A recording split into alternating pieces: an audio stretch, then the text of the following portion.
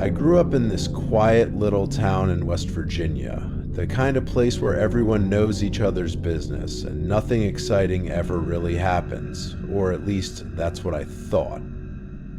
I won't say the name of the college I went to, but it was a small university about 15 minutes from home. I started as a freshman in 2021 when the whole CO situation was still shaping the way everything worked. Classes, dorms, even how people hung out. Most students didn't stay in the dorms back then. They'd rent small apartments off campus or live with friends. But I didn't have that kind of money, so I stayed on campus and just drove home every weekend. It wasn't ideal, but I figured, hey, at least I'd still get a taste of the college experience, right? On move-in day, I finally met my roommate. We'd texted a few times before since the school gave her my number, which honestly already felt kind of weird to me. She seemed nice enough over messages. Semi-polite, short replies, a few smiley faces. Nothing strange. But when I met her in person, something just felt off. She was still polite, yeah, but she barely talked. She carried herself with this air of a privilege, like she was too good to be there. I remember her saying once, "Everyone has their own room this semester, since there aren't many students. I did too, until you joined." I laughed awkwardly, pretending not to notice how rude that sounded, and tried to change the subject. Anyway, I told her I usually went home on weekends. I'd leave Friday afternoon and be back Monday morning around 6. She didn't really react, just kind of nodded and went back to her phone. During the week, she was barely around. She spent most of her time with her boyfriend in his dorm, which, honestly, I didn't mind. The less awkward small talk, the better. But then came that first Friday. I packed up my weekend bag, turned off the lights, and headed home.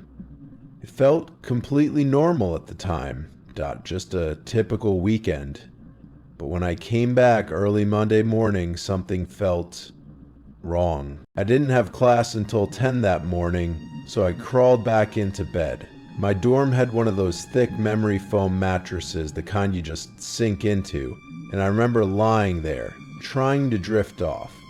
After about 10 minutes, I felt the edge of my bed pressed down, like someone had leaned on it. I froze.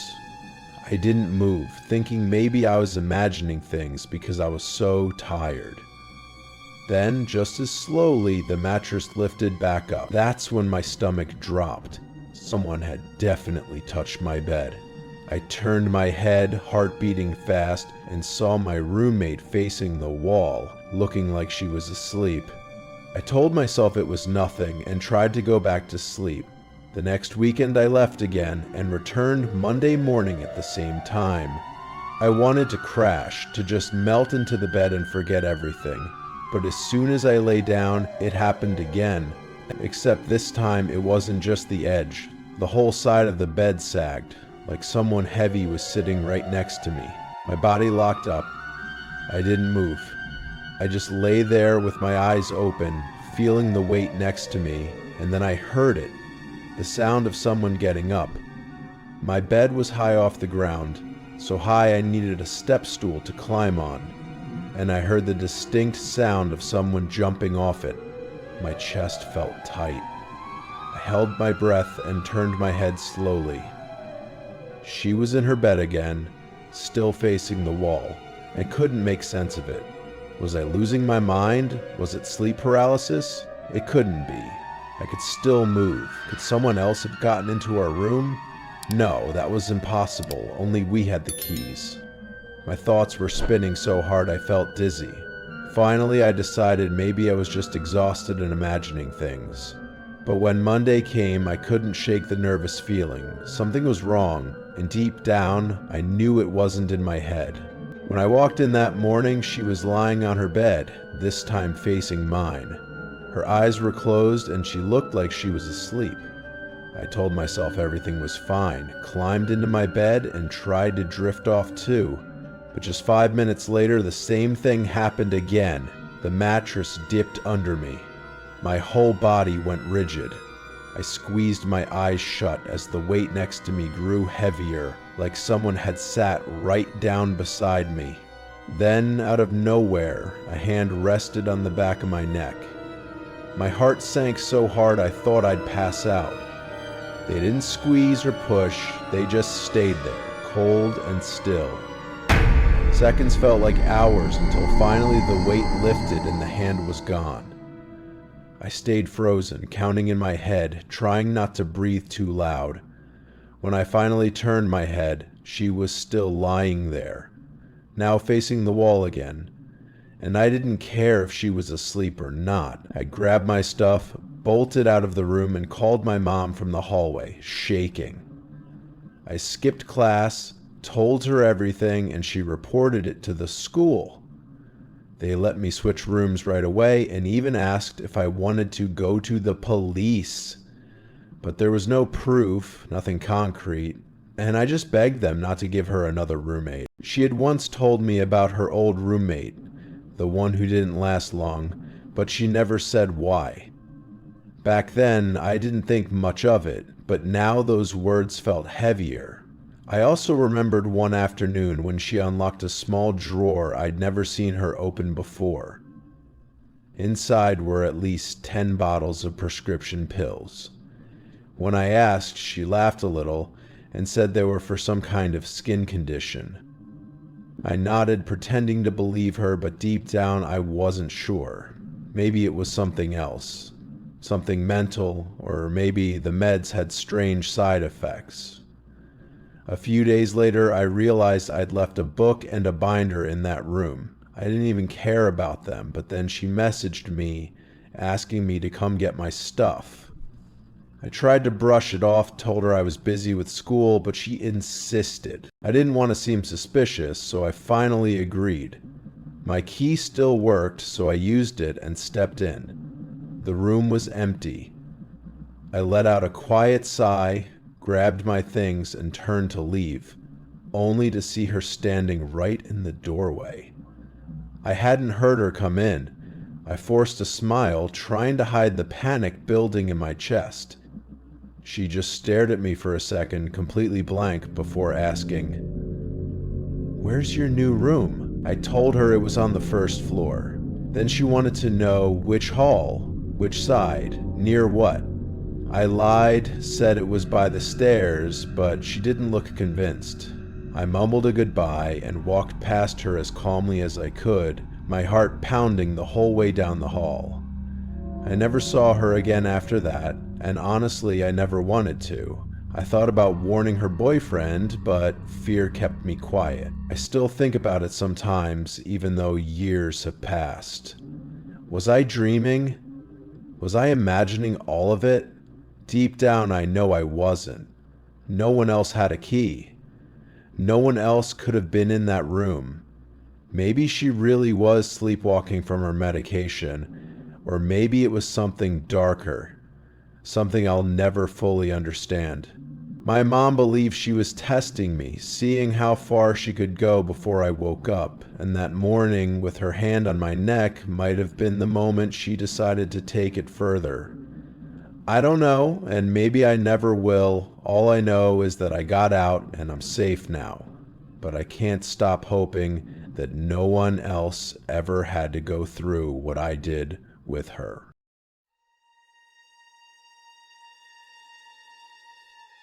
This happened during my time at university. From 2021 to 2023, I went to the University of Huddersfield. It's not the kind of school known for crazy parties or a wild nightlife, so a lot of students spend their late nights on campus instead, usually in the library or in one of the academic buildings that stay open 24/7.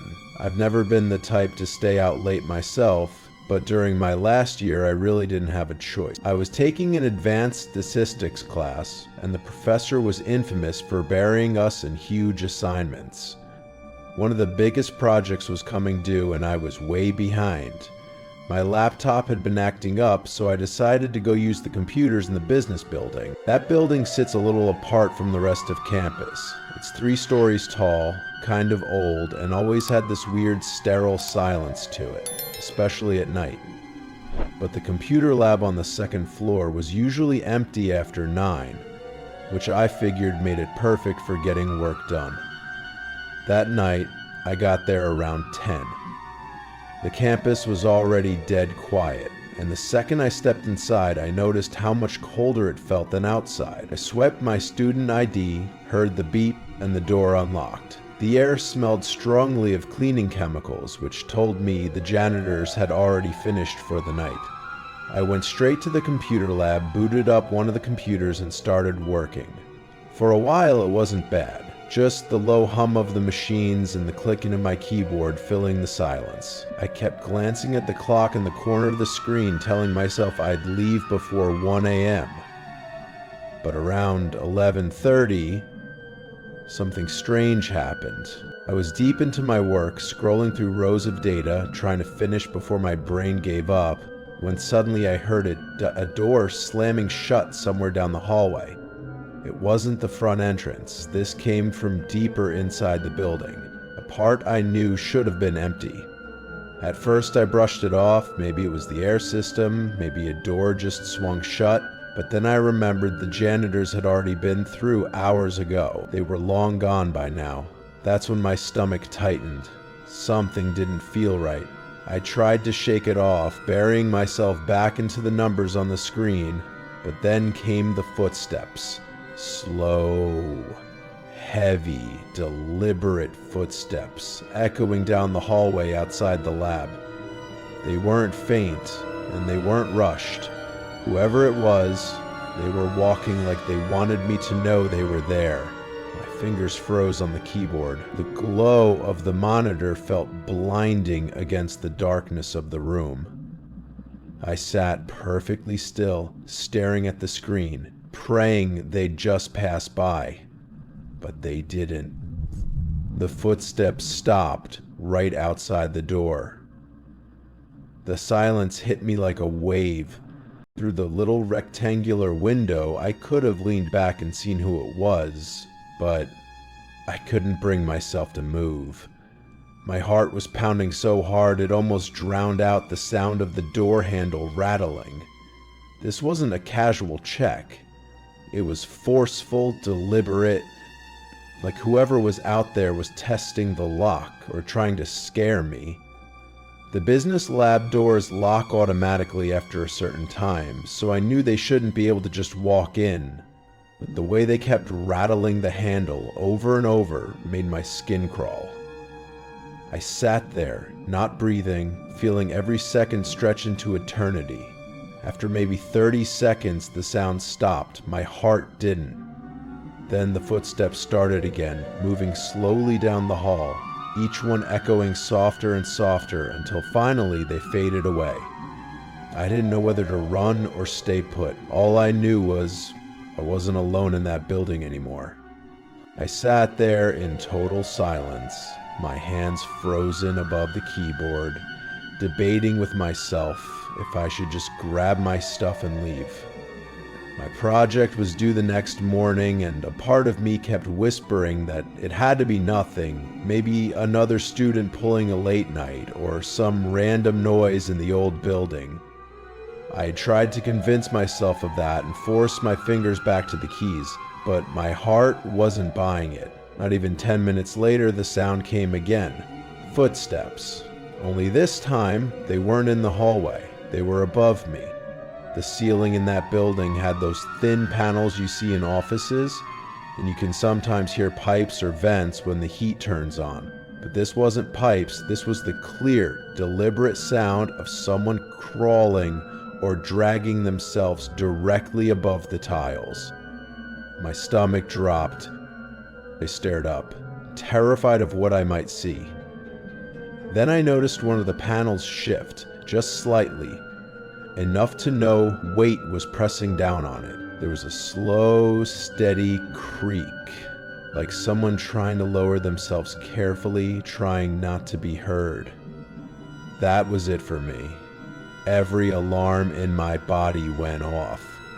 I yanked out my flash drive so fast it almost snapped, crammed my notebook into my backpack, and bolted for the door. My hands were shaking so bad I almost dropped the handle. The second I stepped into the hallway, it felt like I'd walked into another world. The hall was dim, lit only by those old buzzing fluorescent lights that make everything look gray and sickly. All I could hear was the sound of my sneakers squeaking against the tiles, echoing louder than I'd ever heard before. My chest was pounding, but I forced myself not to run. I walked fast, clutching my bag tight, heading straight for the stairwell. When I shoved the door open and started down, the echo of the stairwell swallowed me whole, and I felt like whatever had been above me was still following, just out of sight. That's when I made the mistake of looking up. On the landing above me, just one floor up, there was a man. He wasn't a student, and he definitely wasn't a professor. His clothes were baggy and torn, and he looked like he didn't belong there at all. Half his face was lost in shadow, but I could clearly see his mouth hanging open in this unnaturally wide grin. He didn't move, he didn't speak. He just stood there staring down at me, like he'd been waiting the whole time. My stomach dropped. I bolted. I flew down the stairs so fast I almost tripped, slammed through the first floor door, and sprinted for the front entrance. My ID card barely registered fast enough to unlock it, but the second it clicked, I shoved it open and ran across campus without looking back. I didn't stop until I was inside my dorm, with my door locked and my back pressed against it, gasping for air. The next morning, I had to go back to turn in my project.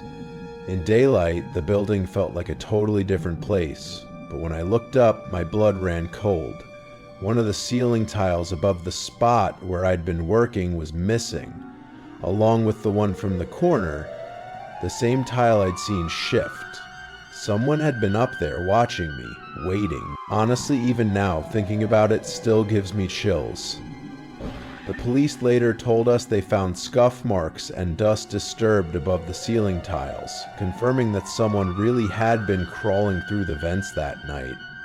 And when they couldn't get through the locked door, they must have climbed back up to try entering from above.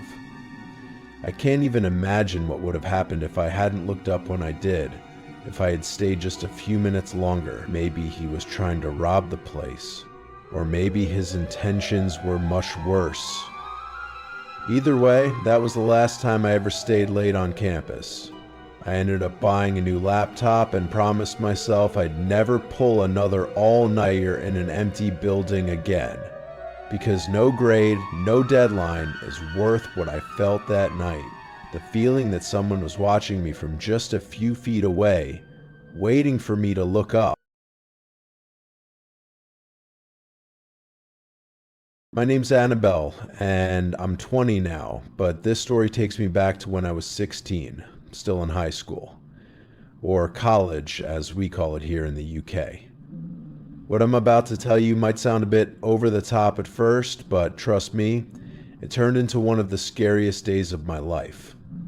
For a little context, my school had this strict ID system where everyone had to wear a lanyard with their picture and name on it. You couldn't get past the main lobby unless you scanned your card on this little screen that would unlock the doors. Anyone could walk into the front foyer, but beyond that, it was all locked down unless you had access. The funny thing is, most students flipped their cards around so no one could actually see their faces. It was kind of a habit. You also needed your ID to open most other doors, except for regular classrooms. The school itself was pretty new and looked huge from the outside, but it was actually divided into 3 sections. One for kids with learning disabilities, one for a nursery, and the last part was the actual high school where I studied. I had just started there, so everything still felt unfamiliar. I remember on the first day, the staff told us over and over again, "Don't let anyone into the building if you don't know them." Simple enough, right? Well, that rule would soon make a lot more sense. The day everything happened, it was only my second full day of classes. I'd been out sick for most of the first week. I had geography all day long, and this took place about halfway through, maybe 20 minutes after lunch. I remember chugging a ton of juice from the cafeteria because we weren't allowed to bring drinks into class, and I didn't want to waste it. I had no idea that something terrifying was just around the corner, and that by the end of that day, I'd never look at my school the same way again. About 20 minutes later, all that juice I drank at lunch hit me hard, and I really needed to use the bathroom. I asked my teacher if I could go, and he wasn't happy about it since we just had a break, but he could tell I wasn't joking, so he sighed and said yes. I grabbed my lanyard and hurried out. The halls were empty and quiet, and twice as quiet as a school. I pushed through the double doors into the cafeteria, and it was completely empty. The air felt still, like the whole building was asleep. I went to the bathroom, washed my hands, and started heading back. When I walked through the cafeteria doors again, I froze. There was a man sitting alone at one of the tables. At first I thought maybe he was a teacher or a parent waiting for someone, but something about him felt off. He was too old to be a student, but he didn't look like any teacher I knew either. I tried not to stare and just kept walking. Then he said, "Hey." His voice made me jump, and I let out a small squeal. He chuckled and said, "Sorry, didn't mean to scare you." I noticed he was wearing a lanyard, which made me relax a little. Maybe he really was a teacher.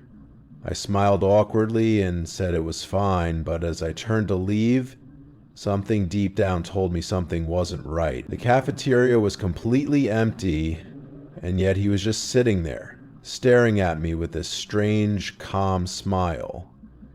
It didn't feel friendly. It felt like he was waiting for something. When I look back now, one thing really stands out. His ID was flipped around. The side with his face and name was hidden, just like how some students wore theirs. It worked fine on scanners, but it was odd for a teacher to do that. Still, I didn't think much of it at the time. Then he said, "I need some help getting some work things out of my car. Do you mind coming out with me for just a sec?" Without thinking, I said, "Yeah, of course," because again, I just assumed he was a teacher. We walked out of the cafeteria together, and that's when I started to feel weird about it. He wasn't saying anything. No small talk, no smile, just silence. Teachers always try to make conversation, but not him. His hands kept fidgeting, going in and out of his pockets, then clasping together like he didn't know what to do with them. His walk was fast, almost too fast, and I found myself trying to keep up. My gut started to twist, but I didn't want to be rude. Outside the building, the air felt colder, quieter. The walkway from the school to the car park was about 50 meters long, and you couldn't see the lot until you were almost there because of the tall bushes blocking the view. Each step felt heavier than the last. He stayed just a few feet ahead of me, his hands still twitching. Something in me started screaming that this wasn't right, that I shouldn't be out there. But before I could say anything, he turned to look at me, and that uneasy grin spread across his face. We kept walking toward the car park in silence, and my stomach started to feel heavier with every step. I knew that if you just kept walking straight without turning into the car park, you'd leave the school property completely. But I stayed close to him anyway because I still thought he was a teacher. Then he broke the silence and said, "Yeah, my work stuff is in the boot. That's what we call the trunk of a car in the UK. I have a few bags. So I just need you to help me carry a couple into the school." I forced a little laugh and said, "Yeah, that's fine," still trying to convince myself this was normal. We reached the car park and he nodded toward the far end. "My car is the blue one down there." As we got closer, I noticed something in the back seat. A shape at first, then the outline of people. My heart stopped. There were at least 2 men crouched in the back seat. For a split second, I froze, my brain screaming at me to run, but my body locked up. The back door swung open fast, and one of the men scrambled out. The guy who had led me here grabbed my arm just as I turned to bolt back to the school. He was huge compared to me, tall, broad, and his grip was like iron. I'm only 5'2" and really underweight, but somehow adrenaline kicked in. I yanked my arm with every ounce of strength I had and broke free, stumbling before I caught my balance and started sprinting back toward the building. My heart was hammering so loud it drowned out everything else. But then I heard it. Multiple heavy footsteps pounding the pavement behind me. For a second I thought I was done for, but then, suddenly, the footsteps slowed and stopped. My school had huge glass automatic doors, and I think they realized chasing me up to them would be too risky if someone saw. I didn't stop running until I was back inside, gasping for breath, my hands shaking so badly I could barely scan my ID to lock the door behind me. Either way, after that moment, everything felt like a blur. I remember bursting into the foyer, heart pounding so hard I thought it might stop, and running straight into the open cafe attached to the library. I went right up to the woman working there and, shaking, tried to explain what had just happened.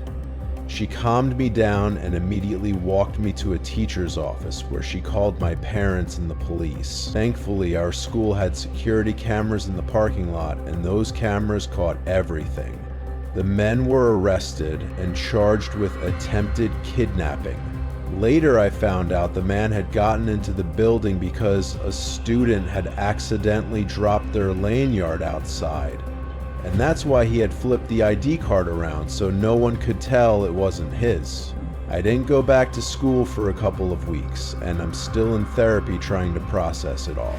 But sharing my story helps me feel like I'm taking some of that power back.